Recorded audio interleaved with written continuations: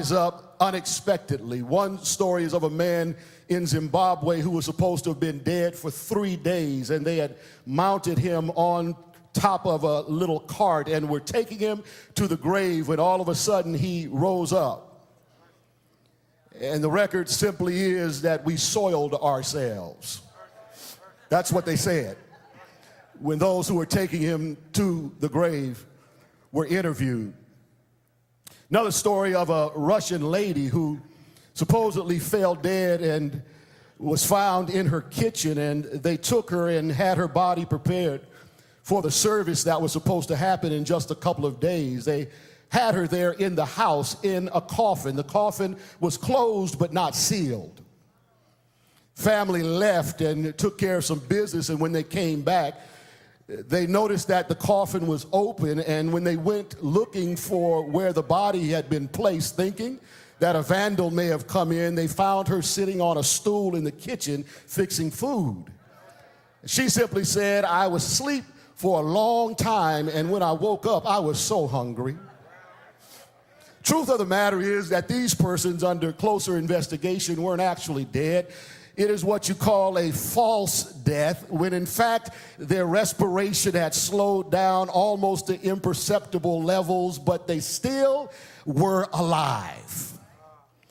The miracle that we speak of today and read in the scriptures, however, could not possibly be a case of false death, because forensic examination indicates that for sure Lazarus was not just dead, he was more than dead. I will say that I'm not really preaching about Lazarus today. Lazarus is an illustration for us, teaching us some lessons about God's ability to bring back things and people from beyond death.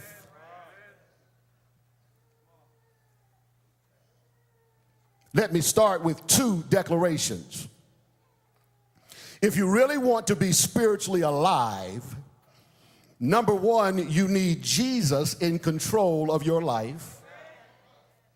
And number 2, and I don't expect many amens, you need to be connected with a body of believers who you are assisting and who assist you.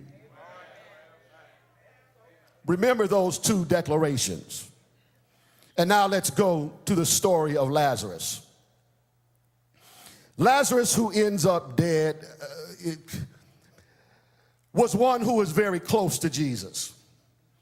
We're familiar with the relationship Jesus had with the family of Mary, Martha, and Lazarus. The Bible articulates how Jesus was able to go and find rest in that home. Rest for Jesus was not just stopping his work schedule, but Jesus was one who was so critiqued and analyzed that he found himself under the pressure all the time of performing and then explaining what he had just done.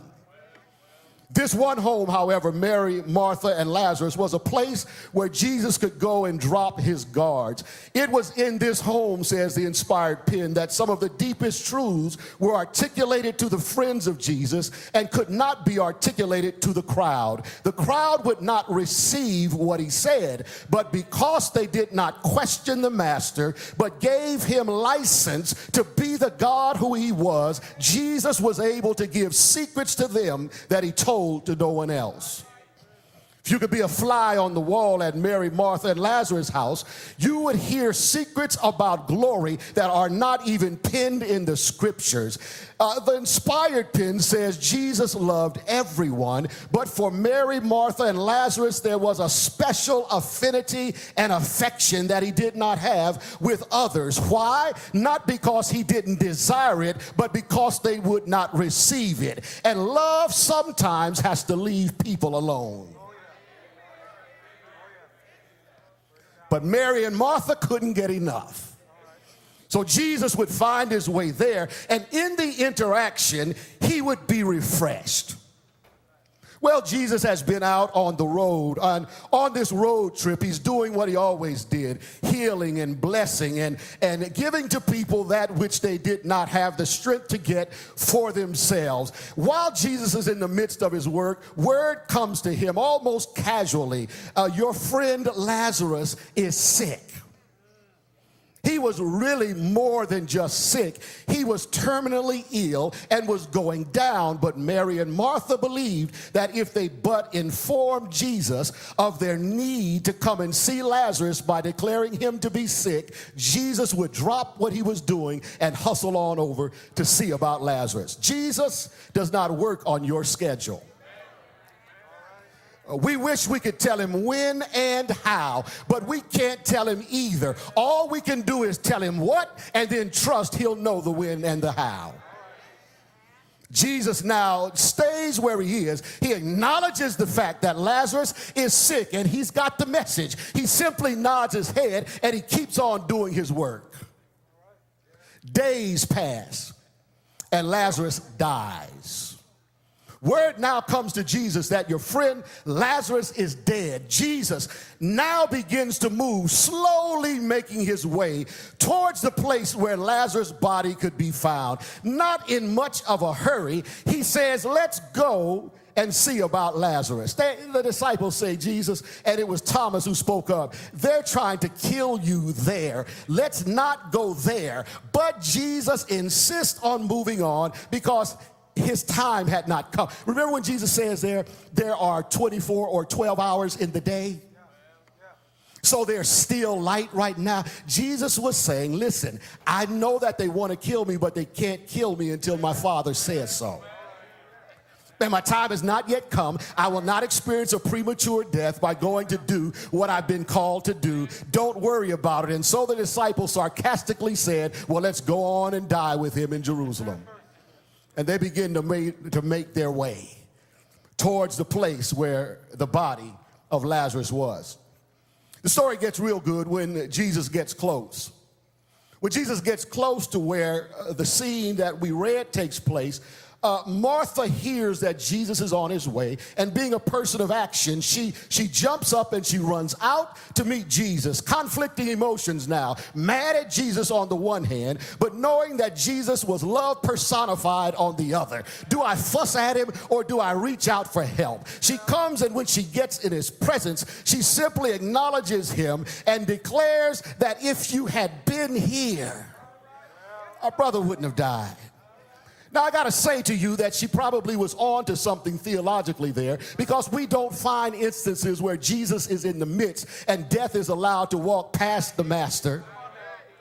If Jesus had been in the room, the fiery darts of death could not have hit the target. Lazarus probably would not have died. We don't find the instances where death comes in where Jesus is and snatches a soul. No, Jesus is the antithesis of death. He is, in fact, life. And if he had been in the room, perhaps death would have gone the other way. So she's not necessarily wrong, but what she is expressing in her speech is that she believed that because death was permitted to move in, and death is the cessation of life, that the story was over.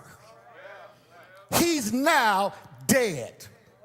You are, she's saying, a God who can heal the sick. Yes, you can, but he's past sick. He's dead. His situation is terminal. His condition is final. He's not in the process of dying. If you had come, you could have stopped that process. But now that death has claimed him, it's over. He'll rise again, says Jesus. I know in the latter day at the resurrection, I know he'll rise again. He was a good man. Jesus says, no, I am, ego I me. The resurrection is here. I'm here. I'm here. You have worked out in your thinking based on what you know and the perspective you have on earth. Limited in your knowledge, you have figured out that God can only deliver in certain ways, that your circumstance can only be handled in a particular way. And you thought that I could only heal him and I could keep death at bay, but I am the resurrection and the life. In other words, death doesn't bother me. We talk about him coming forth from the tomb with the keys. Jesus was rattling the keys right there. I am the resurrection and the life. I am. I'm the one who can make it happen. That's like going to a company and saying, I wish I had enough money